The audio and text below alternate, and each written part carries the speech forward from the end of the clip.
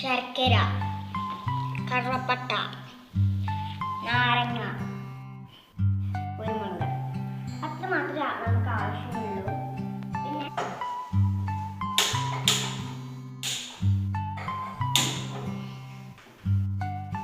ഈ 3 ഐറ്റംസും അതൊക്കെ ചേർക്കുക.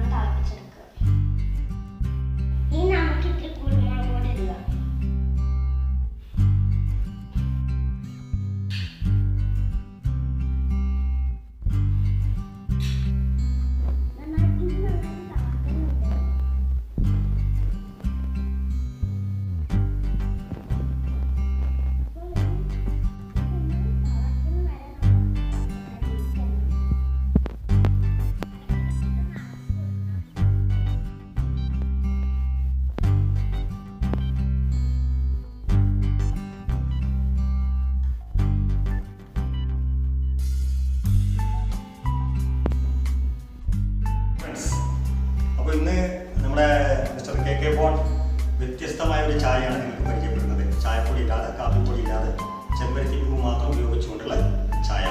അപ്പോൾ അത് ഏകദേശം ഇപ്പോൾ തള വന്നിരിക്കുന്നു.